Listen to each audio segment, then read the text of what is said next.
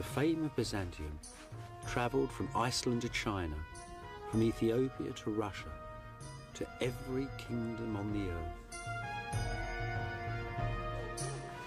And at its centre, Constantinople, the world's great marketplace. Its fabled wealth, its gold, its emeralds, its palaces, its glittering churches. A legend so rich it caused its own destruction.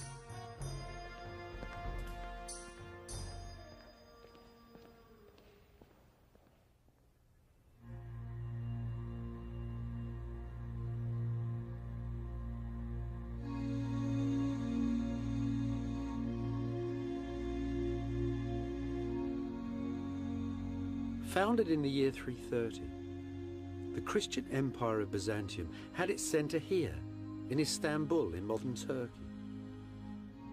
The Byzantines called this city Constantinople. 1,000 years ago, it was the richest city of them all, the eye of all the world. In the very centre, the ancient church of St. Sophia, converted now into a mosque. Here, the emperors of Byzantium met the King of Heaven, the lords of this world and the next, the centre of the Christian universe. Visions of this holy city and its golden emperors filled the mind and the imagination of every medieval prince and king until one day, an army of the Christian West came here and destroyed it.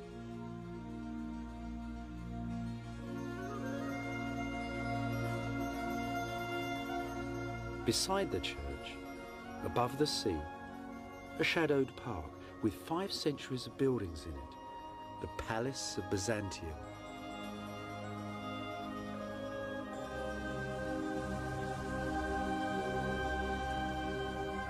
A 1,000 years ago, there were gold pavilions here, chapels, mansions, set in a sea of green. An earthly paradise. One of the most potent ancient legends of our planet, the home of God's emperor on earth. So where is the Holy Palace of Byzantium in modern Istanbul? That's a lump of it there. That sad, pathetic pile of brick. You have to go into the streets, into the alleyways. You really need a map. Look, I'll show you. Modern Istanbul. Why the map's always open the wrong way? Modern Istanbul, ancient Constantinople. I'll show you what I mean. Look, there's the great Roman roads coming into the centre of town, the Hippodrome where the people met the emperor, the great church just beside it. And there, between that wall and that one there, that whole area was all palace. Dozens of buildings, dozens of churches, all together, high and glittering right across the hill. So you might ask, where the hell is it now?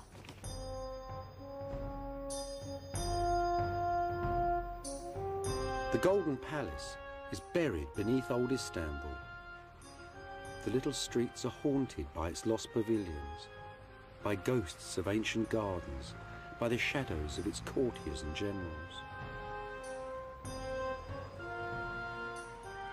The enormous curve of the imperial racetrack still stands though, a shattered wonder of the medieval world.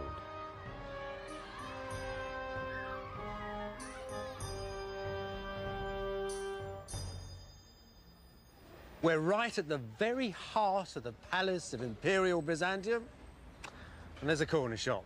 Well, at least you could say the Byzantines invented corner shops. They had a law about them. There should be one in every street, they said, for the necessities of life. That there, though, that's something else. That's a part of the palace itself. Just part of the foundations, though. Once they held a great high terrace, not that tea house up there, where the emperors walked each evening in the fading light, their fine silks flowing gently in the fresh sea breezes.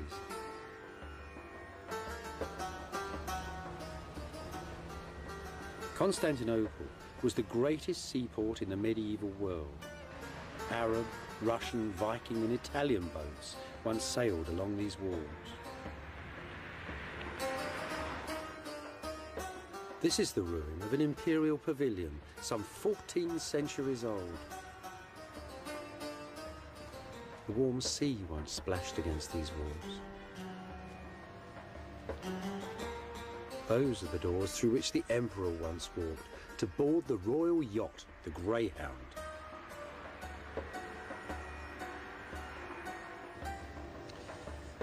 The emperors like to live beside the seaside, so it's always a good idea to, when you're walking along the seaside walls of Constantinople, to look and see if these little gates give you something of the entrance to the palace.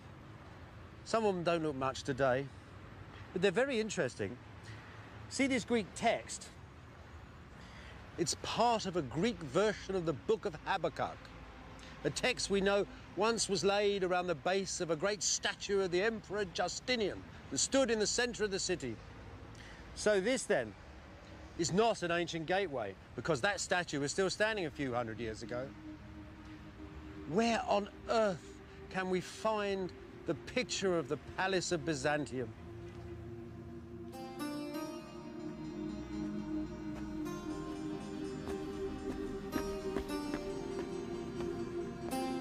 It's still here, of course, in its imitations, in echoes of the great palace of Constantinople that stand in Sicily and Spain, in Syria and Rome.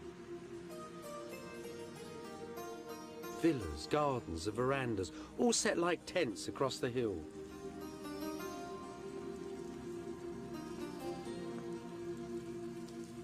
Scented courtyards, splashing fountains, a world that ordinary people never saw.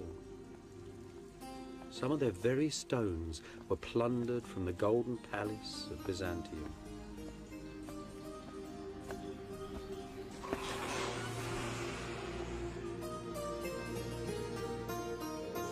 There were churches too, filled with the holiest of relics. Fragments of the true cross set in gold and blood-red rubies. And great jewelled cups made for the emperor's own communion.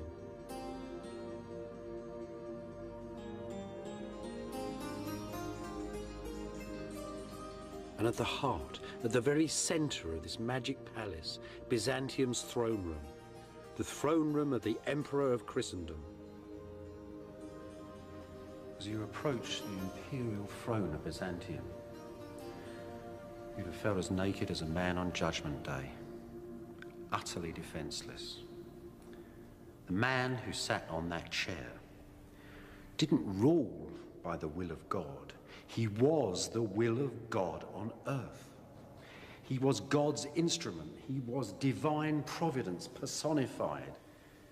Some Byzantines believed that the end of world history would come when that man on that throne took his crown off and laid it on the rock of Calvary. It's probably the most total form of government the world has ever seen. You don't have, for example, participatory government in this. Who can participate in the will of God? You can only bow before it. You can't have morality or loyalty. You can't have good kings or bad kings, because who can know the workings of the will of this astonishing emperor? That is Byzantine politics.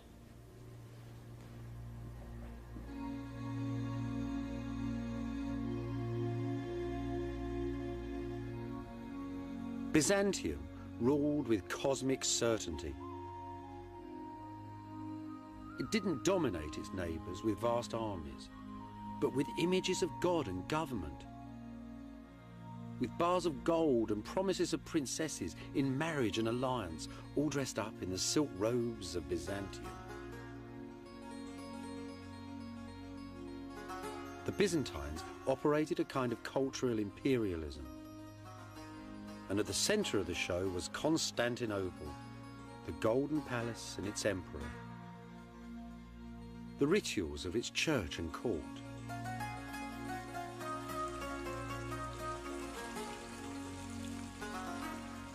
In the 10th century, Diplomats and merchants, Easterners and Westerners, all give astonishing descriptions of a weekly procession that wound through the cloisters and the gardens of the palace, all filled with singing choirs, and ran up to the great church of St. Sophia. "Behold the morning star," they sang, as the emperor approached. "In his eyes the sun's rays are reflected. Adore him, ye nations, bow the neck to his greatness." The whole world agreed that this was the most magnificent, the most awe-inspiring sight on earth. At its ending, the procession passed up a wooden walkway that ran right up to the gallery of the great church and entered St. Sophia through this door.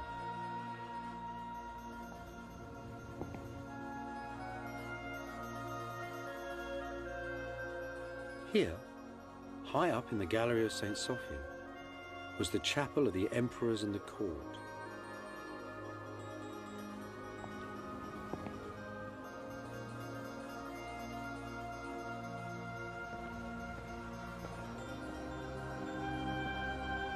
Below the balcony, in the incense and darkness of the ancient church, pilgrims from Asia, Africa and Europe visited and kissed 1,000 holy relics, a little holy land of marble, gold and bronze.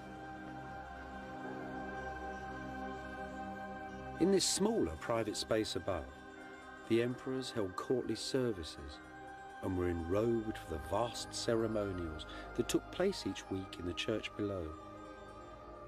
And here they are still, the dynasties of old Byzantium, still walking in the grand procession from 1,000 years ago. That's the Emperor John the Good up there, all decked out in his Sunday best and carrying a bag of gold for the church. He was a good king. He was from the Commagene family. It was a noble dynasty, died out in 1185. That's his wife, Irene. She was a Hungarian princess. See, she's got blonde hair. And that poor little weedy chap round the corner is their son Alexis. John desperately wanted him to succeed to the throne, but he died young.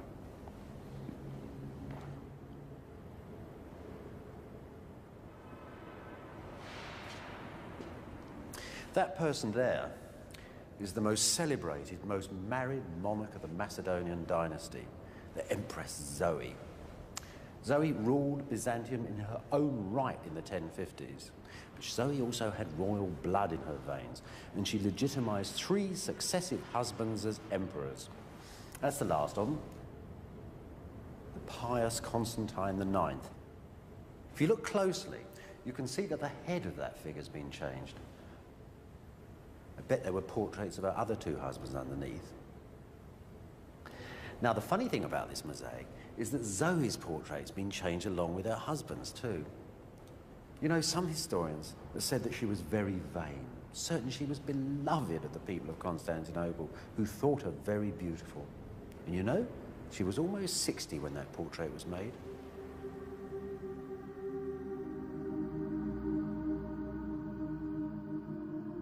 In the year 987, Russian ambassadors came south into the sun to see Byzantium. They told their prince, the ambitious Prince of Kiev, that they couldn't begin to describe the splendor of St. Sophia.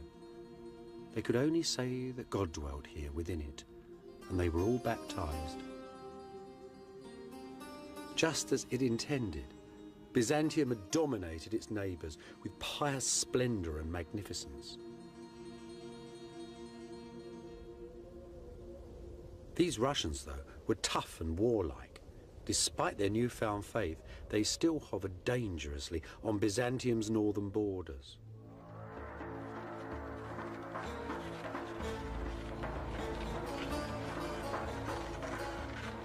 Rather than dispatch grand armies to subdue them, the Byzantines employed images of God and government. They built churches in Central Europe, the like of which the Northerners had never seen. And sometimes, too, the Byzantines sent bishops and ambassadors, men laden with wisdom, relics and the word of God.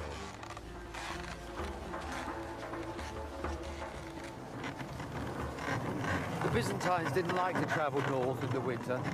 The diplomats had to go sometimes with little bars of gold stamped with the emperor's name, wrapped in furs and stuffed under the sledge out of the way. The gold to bribe local chieftains to attack one another rather than to go and attack Constantinople. It was a terrifying journey. First of all, you went to a Byzantine border fort. There the governor tried to grab a few of the sons of the local princes to keep them under control. And then you set out across the icy wastes.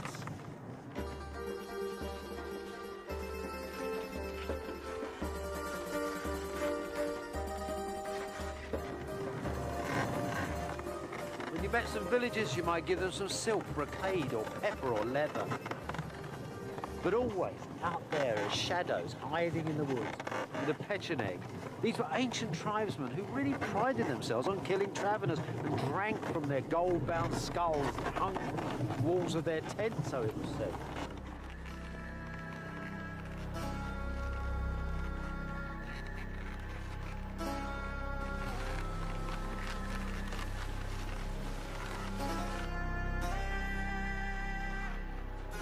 After months of travel, you'd arrive at the side of the frozen river Dnieper and look up at the great fortress of the ruler of Kiev, the prince of the Varangian Rus.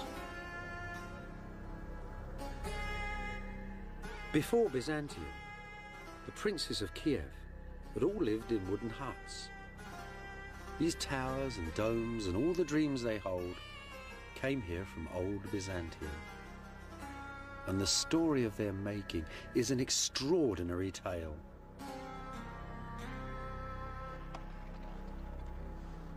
This little area here was once the centre of Kievan Rus, a little stockade just 600 yards across.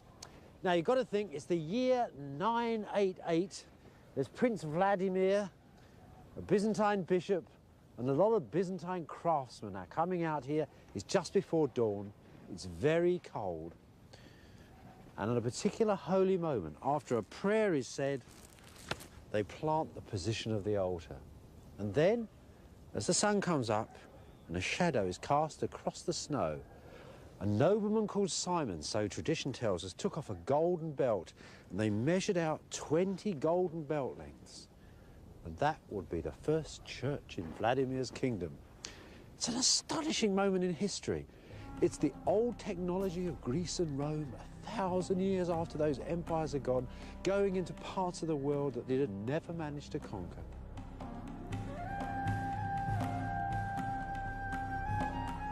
Vladimir's church is gone now.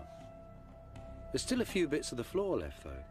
Some precious relics of a tremendous Byzantine achievement.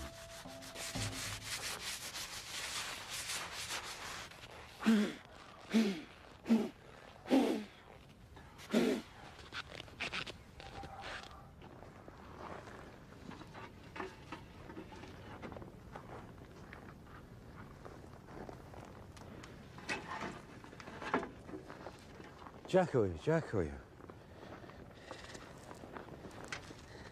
You know, it's at times like this, archaeology really comes alive. Look, this isn't just a little old bit of brick or mortar or something. These are the first bricks ever laid in Central Europe. It's not just stone on stone either. This is like somebody got into a Cadillac and drove it into the middle of the Amazon and parked it in a village where nobody had ever seen outside people before. This is astonishing. Look, it's only a bit of ceramic and a bit of mortar. You need two separate kiln masters with two separate kilns for that. They have to find the lime to make the mortar. They have to go to the river to find the clay down the road here. They have to build their kilns, cut the trees. And then they got them cutting stone, local stone, hewn from open quarries for the first time. The Russians didn't like working stone. There's an old Russian proverb. It is easier to teach an ill-tempered wife than it is to cut stone. But actually, their real problem was the weather. It was truly terrible. It was either freezing cold, and they complained bitterly that it was so difficult to lay bricks in fur-lined coats and mittens. And then when it thawed, this area was a mass of mud, and they had to devise incredibly elaborate wooden structures to hold the building up at all when they extended the foundations. So this is an extraordinary enterprise. How ingenious those people were coming from the south, how determined it took them 8 years to get this place up. They learnt, though, the next time they built a church in 5 years.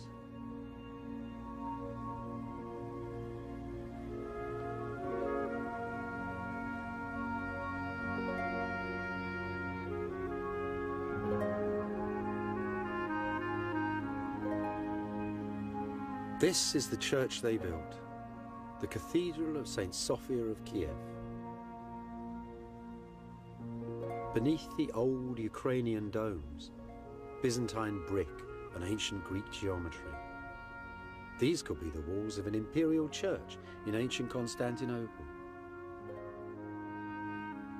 Inside, memories of the palace of all palaces and the church of all churches, the original St. Sophia at Constantinople.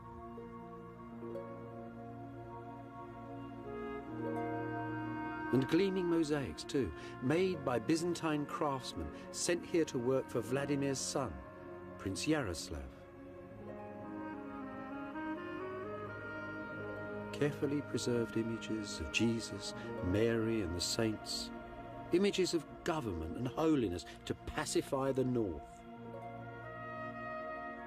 The heavenly court of old Byzantium, floating high above the Prince of Kiev.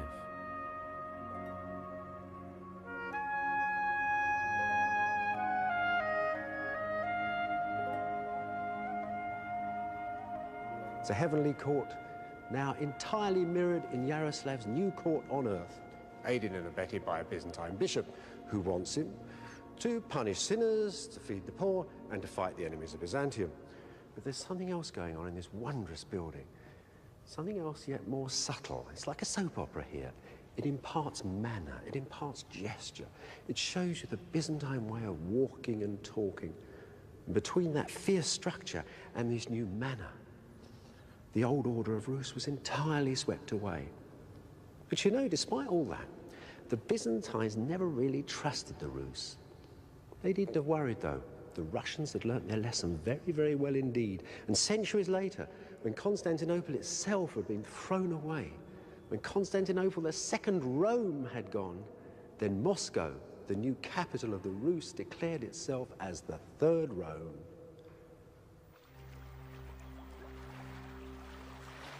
Just as the dangerous northern tribes passed under Byzantium's golden spell, so did its southern European neighbours, in Greece and Italy and the islands of the Mediterranean. Venice, that ancient little town set on the mud banks of a North Italian salt marsh, was the owner of a powerful fleet of warships, as much a menace to Constantinople as were the tribesmen of the north. Beneath the stones of Venice, then, the bricks and columns, the technology and arts of old Byzantium. Just like Kiev, Venice's first churches and its most powerful images of God and government all came here from Byzantium.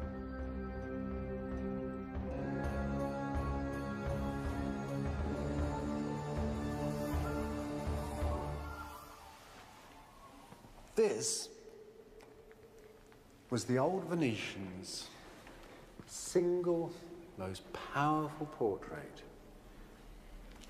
of the face of God. The Palla d'Oro, made for the high altar of St. Mark's. It's a funny old thing, actually. It's cobbled up from all sorts of things. Gold strips, bits of jewellery, it's all there, like a magpie's nest. The single most beautiful things about this is these wonderful plaques of enamel. They're Byzantine imports. They were made in the imperial workshops in the year 1105, and they're probably copied from the decorations of a chapel in the Imperial Palace of Constantinople. That's Christ in the centre. All around him, and all in order, large to small, is laid out the court of heaven, just as Byzantium's foreign kings and princes decorated the emperor's court of Constantinople.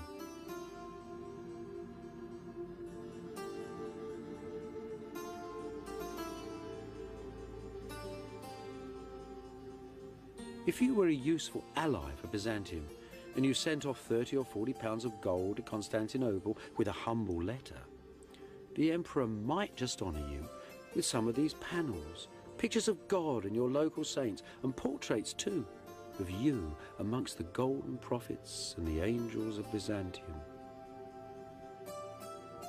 This was the power of Byzantium abroad, its prestige, its foreign policy. This little chap here is Ordolafo Fallia, the ruler, the Doge of Venice. He's the man who commissioned the greater part of the Palo d'Oro. Now, this is where you can start to see something of that provincial envy of Byzantium starting to work. That envy that almost rose up and threatened to destroy the great imperial empire. Look, show you what I mean. There's the man, there's the Virgin Mary, and there you would expect the man's wife. But it isn't his wife. It is the Empress Irene of Byzantium. So what's going on here? Well, I think the Venetians have sort of rejigged it. So the dear old Doge of Venice, who by Constantinopolitan rights was a minor official on the edge of empire, suddenly popped up as, you know, married to the great empress. They've also, the Venetians, cunning devils, given him a halo. You see, they've soldered a whole new head on there. The Byzantines would never have sent a figure of a local ruler with a halo on, so he's sort of really bumped up in the holy hierarchy here. But there's one thing the Venetians missed, and this is quite funny, because rulers in the celestial universe wear red socks. The Virgin Mary has red socks, the Empress has red socks, all the kings on this have red socks. But poor old Ordolafio doesn't.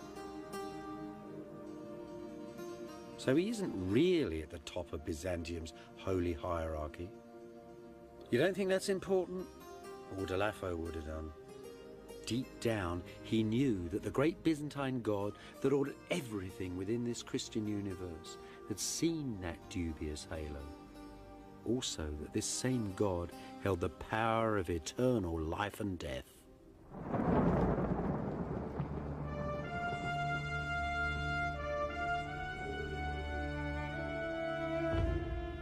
By the Middle Ages, Byzantium's most powerful images of God and government had crossed the Mediterranean and penetrated Central Europe too.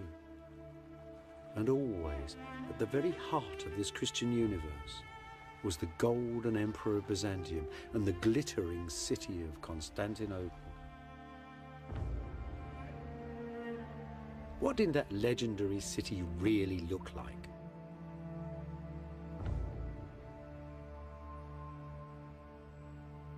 In modern Istanbul, one single precious district of the city still holds something of the air of ancient Constantinople buried underneath it. Part built from the stones of the city's ancient marketplaces, Istanbul's bazaars still stand in Byzantium's thin streets. That old electric mix of races and religions, trades and professions is still here as well, just as it was 1,000 years ago. Oh my God. What are they then? Monsieur, sangsue, Türkçe, sülük. Sülük. Leeches. Leeches. Yes, leeches. Leeches. So, clean your shoes, clean your blood. Doctor, eczema. Eczema. Eczema. Rheumatisma. That's amazing. Old Byzantine leeches. Yes. It's good for everything, right? Yes.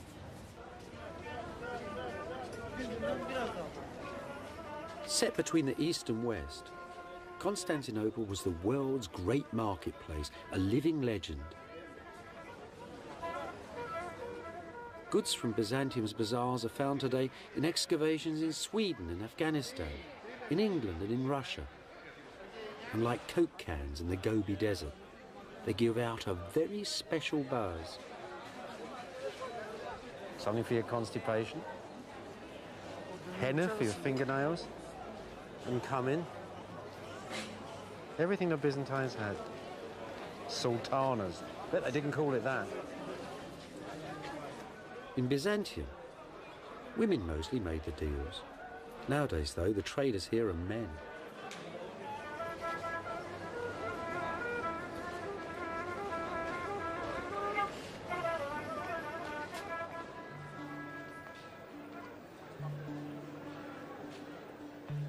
Baltic amber, African gold and ivory, Asian gemstones, Eastern silks and spices, and multinational traders, Italians mostly, buying and selling everything you could think of. There were fortunes to be made out of Byzantium.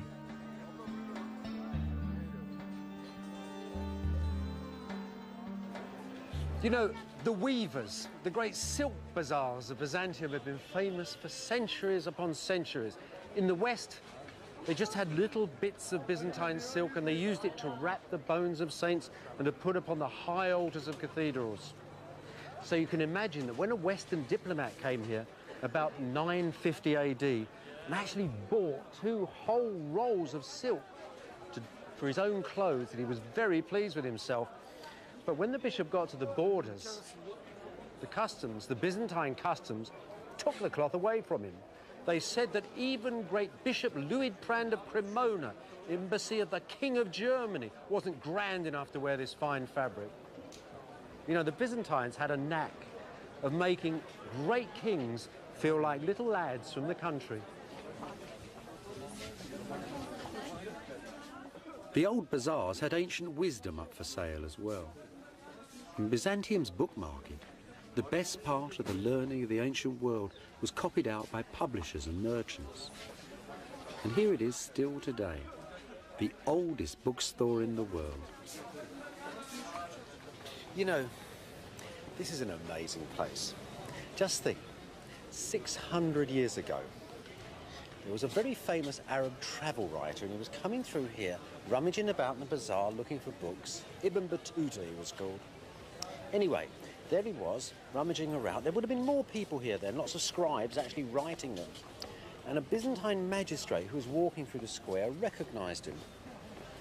And the old 2 men got together, the Arab and the Christian, and they sat down and they talked about writing books. They talked about travel and the joys of scholarship. Westerners really loved the book bazaar in Byzantium. They could find things there that were real legends. Magical lost works like this, for example. This is a copy, a Greek copy, of an ancient work made in Alexandria by an ancient Greek. And it concerns the workings of the universe. Westerners only knew this from the talk of learned Arabs. Now, after visiting the bazaar, they could actually own a copy of Ptolemy's Alchemist. Books like the Alchemist gave algebra and chemistry to Western Europe.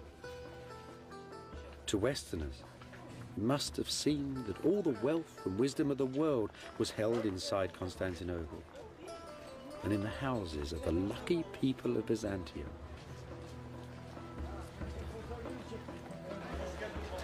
The Byzantines lived in a very face-to-face community. It was a very tight, enclosed world. They were incredibly superstitious, always looking for signs as they looked at each other, things that might change the meaning of their relationships with one another. The angle of a man's shoulders could tell you if he was having an affair. If you had a dream that you'd put on a pair of shoes and weren't going anywhere, it meant you might be getting married. You could nod at a woman and it meant that you will be having an affair with her very shortly. Superstitions everywhere. They divined the future by listening to thunder, but above all, they loved charms and trinkets, things you can buy in bazaars, glittering treasures. And this That is the greatest charm of all. It's been around for thousands of years before Byzantium, and it'll go on for 1,000 years beyond us all. It's a charm against the evil eye. The evil eye, of course, is envy. That thing that's so destructive inside small communities, and so destructive for Constantinople, too. Constantinople was called the eye of all the world. Everybody envied its gold and silk and pretty princesses.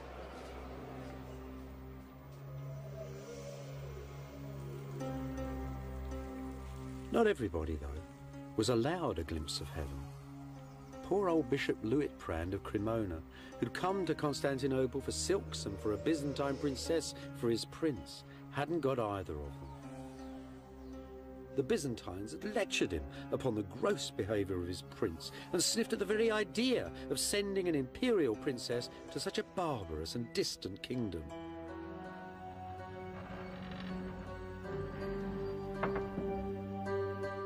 Luitprand greatly resented these haughty Byzantines, especially the great warrior emperor Nicephorus Phocas, who came to the throne in 963. You wouldn't want to meet him on a dark night, Bishop Luitprand reports to his prince. He's a monstrosity in a smelly old robe, a dwarf with the eyes of a mole, disfigured, disgraced, pig-like, an Ethiopian. Every week, Luitprand continues, like some crawling monster, the emperor walks in procession to the great church, and the singers cry, "Behold, the morning star approaches." They might just as well sing, "Come on, you burnt-out old coal, old woman, clod-hopping barbarian."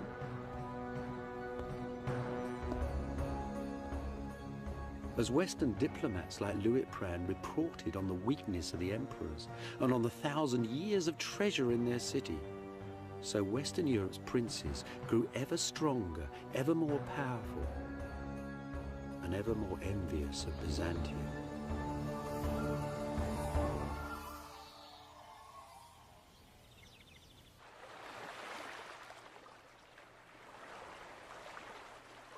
In 1204, the Venetians managed to divert a cutthroat army of crusaders from their sacred vows to capture Palestine for Christendom. Promising them the plunder of Byzantium, they provided lists of the treasures and the holy relics inside Constantinople. On the 13th of April, Venetian war galleys sailed up to the city walls. And the knights of France and Germany, of Italy and England, jumped from the boats onto the battlements. The campaign that followed was a nasty mix of treachery and chaos. At the ending, the city's walls were breached and the imperial throne was overturned. Many Byzantine nobles fled here, to the palace of Blackernay, where they were besieged by Henry, the noble Prince of Flanders. Now, the Venetians knew exactly what was in this palace. They even had an inventory of its contents. And when the nobles gave up the fight, they took everything they could out of the building. Gold, silver, precious jewels, silk, satins, ermine, minever. The haul was tremendous. More booty, it said, was taken from this town than from all the cities since creation. Over the next 50 years, half of Constantinople was boxed up, crated, and shipped out of the city to Venice and the West.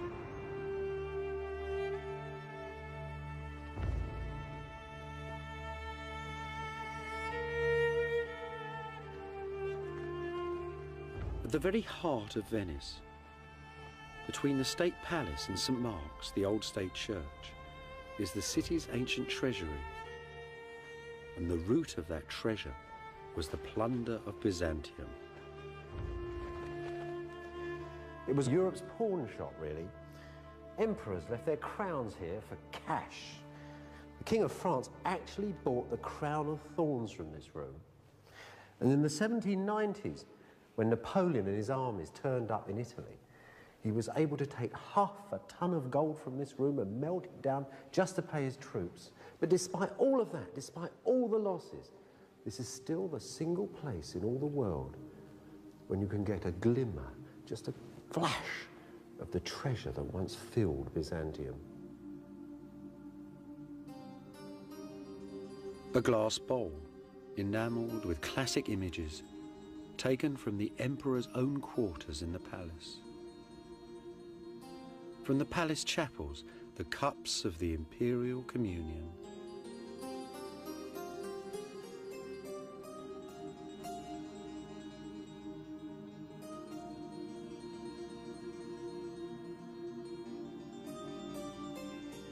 A golden icon of St. Michael, studded with Indian emeralds. The Byzantines used its glowing colours to foretell the future. This too came from the palace, probably from the chambers of a queen. Inside St. Mark's as well, the altars filled with the holy relics looted from Constantinople. This superb Madonna, Venice's most holy icon, had been carried into battle by the Emperor Alexis Murtzouphlos. The Venetians tore it from his abandoned war chariot.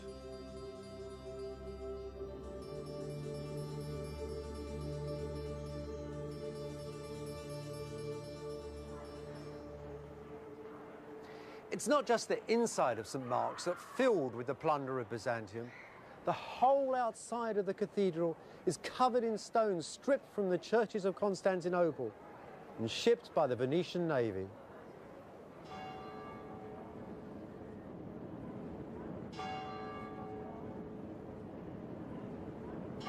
A great new balcony was built from the stones of old Byzantium, and 4 bronze horses, said to have come from the very heart of Constantinople, were set up high upon it. St. Mark's was plated with the plunder of Byzantium. Today, the old brick church has all but disappeared beneath the foreign marble. Shiploads of columns from Constantinople now decorate the doorways of the church.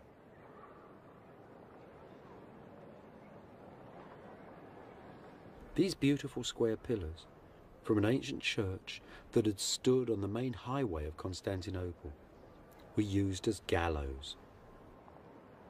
The Venetians hung criminals from them. Other fragments of this lost masterpiece once stood in Crusader chapels from Spain to Austria. This is an interesting piece. It has an amazing history. You see, when the Venetians first took the sculpture from the boat, they found that one of the feet had been broken off. So they made a new foot out of a lighter, whiter stone. You see that? Now, just a few years ago in Istanbul, a Turkish archaeologist actually dug up the original foot. So now we know where this sculpture came from. It came from a monument of Constantine the Great, the first king of Byzantium, and those were his 4 sons. Think of that. We have bits and pieces here from all ages, all styles. This stone is from Egypt, others are from Syria, from Greece. All that style, that richness that went into Byzantium then has gone to make the city of Venice itself.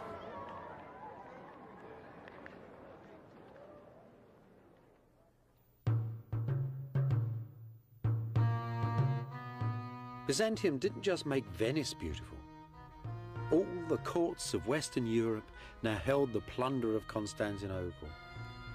Objects whose hypnotic sparkle crackled through Western Europe. In modern Germany, the little town of Limburg still holds one of these most alien objects.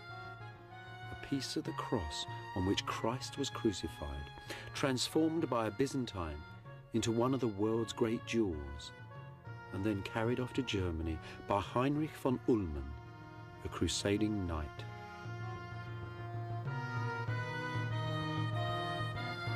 In 1235, when this church was just being finished and the Crusaders were still ruling in Constantinople, that doorway would have been surrounded by the ill, the mad, and the crippled, and the poor. They weren't just standing there waiting for handouts. What was going on was something rather unusual. Inside this church, inside all churches in Western Europe where there was a relic of a saint, there was a special power. This power came actually from heaven. And in lieu of hospitals, that was the best thing these people could hope for, was a cure. After all, Jesus had cured the poor. Now, saints were denominated as holy men by two things: by the actions of their lives and by the fact that their bodies didn't decay. So the little fragments of bone and flesh were very important.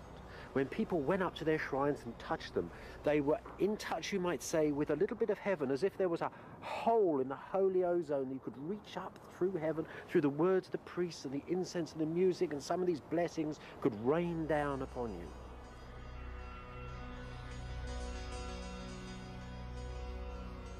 The relics of Byzantium, though, weren't relics of local saints. They'd been brought from the Holy Land.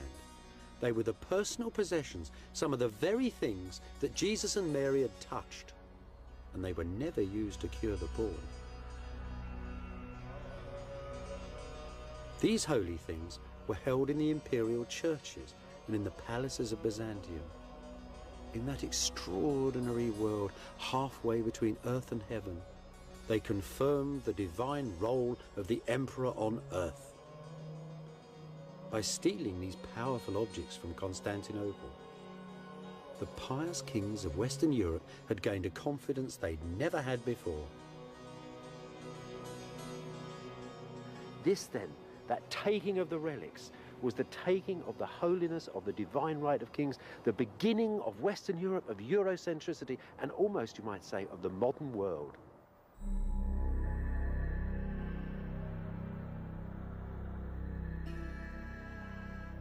Back at Constantinople, the Crusaders' colonial administration failed. The knights couldn't balance the books. Driven by debts and petty wars, they left for home.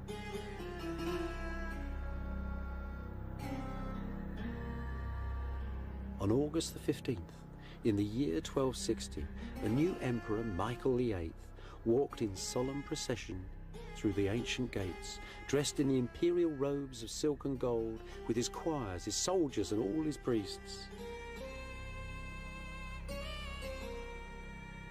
Safe inside, he addressed the adoring people of the city, who'd laboured under foreign rule for 50 years and now celebrated the return of Christ's true emperor to the very centre of the earth.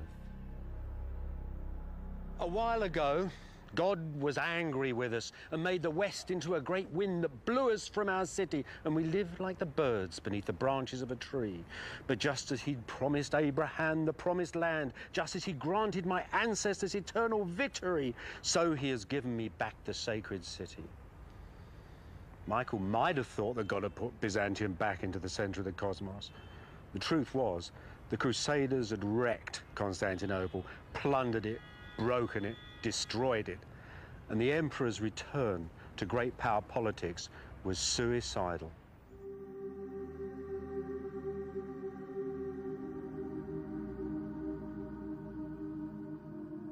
Michael and his Byzantines didn't know that, though. As Michael said, they thought that God had restored the cosmic balance, that the Golden Dream was up and running as before. In the Imperial Chapel, in the gallery of St. Sophia, their artists made a celebratory mosaic for the Emperor's return. Jesus, Mary, and St. John the Baptist. You'd think the world had never changed.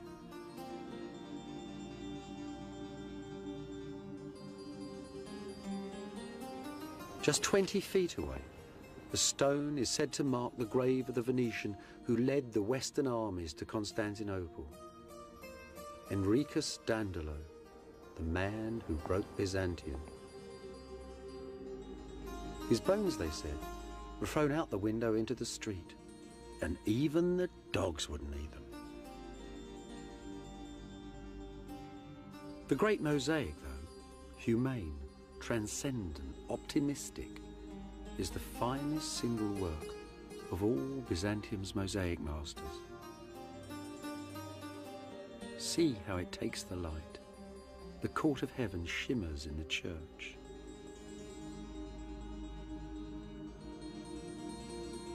This is the Christ the Byzantines had always worshipped. Not a Western Christ upon a cross, impaled in dismal earthly history, but the old Eastern Christ, Christ of all times and of all places, Christ of the palace, Christ of Kiev and of Venice, Christ, Lord of Byzantium. The same Christ too, whose relics and whose images now filled the churches and imagination of the West. The Christ whose soft, impassive face would watch his Eastern Empire gently fade away.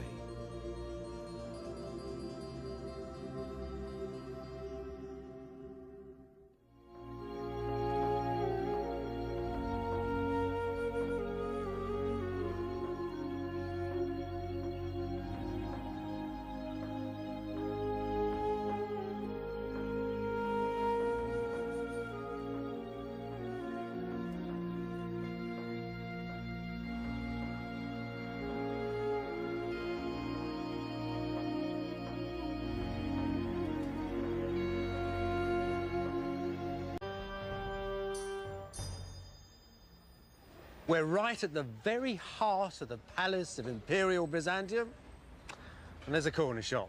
Well, at least you could say the Byzantines invented corner shops. They had a law about them. There should be one in every street, they said, for the necessities of life. That there, though, that's something else. That's a part of the palace itself.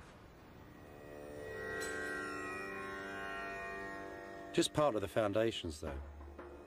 Once they held a great high terrace, not that tea house up there, where the emperors walked each evening in the fading light, their fine silks flowing gently in the fresh sea breezes.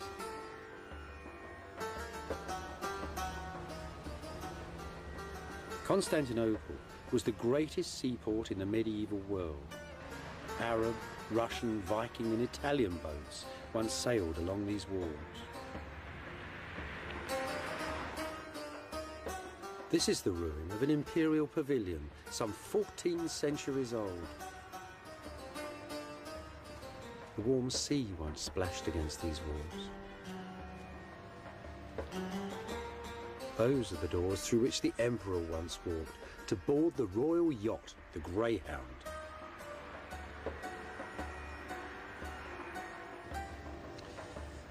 The emperors like to live beside the seaside, so it's always a good idea. It's called this city Constantinople. 1,000 years ago, it was the richest city of them all, the eye of all the world. In the very centre, the ancient church of St. Sophia, converted now into a mosque. Here, the emperors of Byzantium met the King of Heaven, the lords of this world and the next, the centre of the Christian universe. Visions of this holy city and its golden emperors filled the mind and the imagination of every medieval prince and king until one day, an army of the Christian West came here and destroyed it.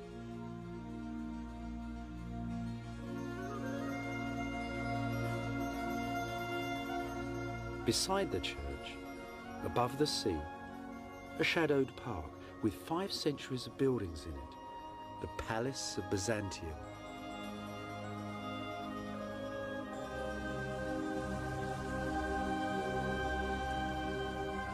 A 1,000 years ago, there were gold pavilions here, chapels, mansions, set in a sea of green. An earthly paradise, one of the most potent ancient legends of our planet, the home of God's emperor on earth. Dear, to when you're walking along the seaside walls of Constantinople, to look and see if these little gates give you something of the entrance to the palace. Some of them don't look much today, but they're very interesting. See this Greek text? It's part of a Greek version of the Book of Habakkuk, a text we know once was laid around the base of a great statue of the Emperor Justinian that stood in the centre of the city. So this, then, is not an ancient gateway, because that statue was still standing a few hundred years ago. Where on earth can we find the picture of the Palace of Byzantium?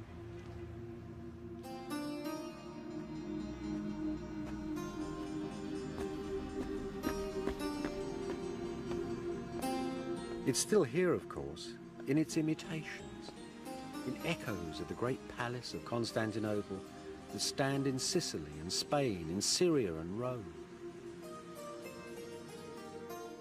Villas, gardens, and verandas, all set like tents across the hill.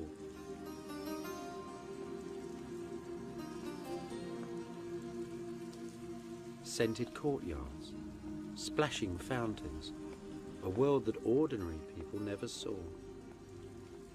Some of their very stones were plundered from the golden palace of Byzantium.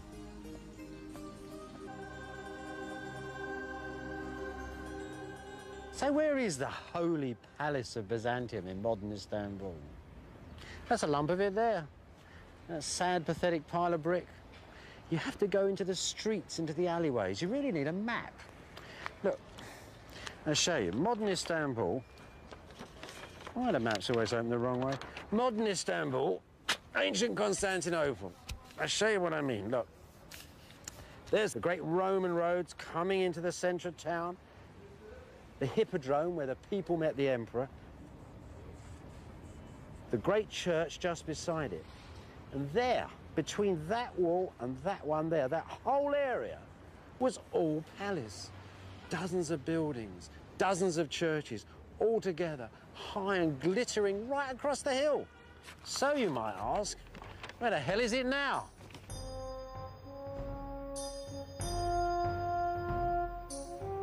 The Golden Palace is buried beneath old Istanbul. The little streets are haunted by its lost pavilions, by ghosts of ancient gardens, by the shadows of its courtiers and generals. The enormous curve of the imperial racetrack still stands though, a shattered wonder of the medieval world.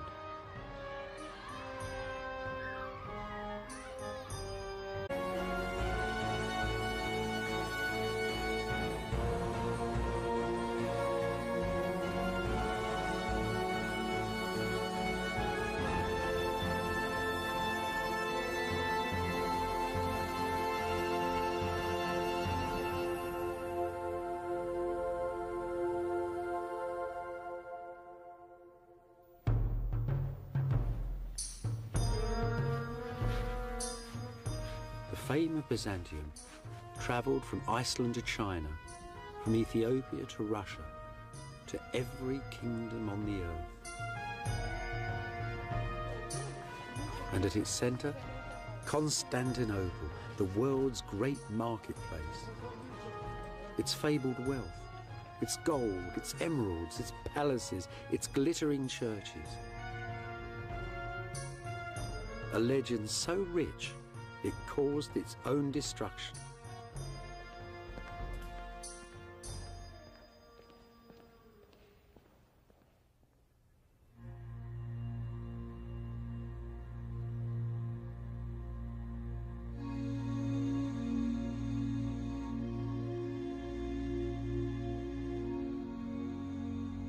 Founded in the year 330, the Christian Empire of Byzantium had its centre here, in Istanbul in modern Turkey. The Byzantines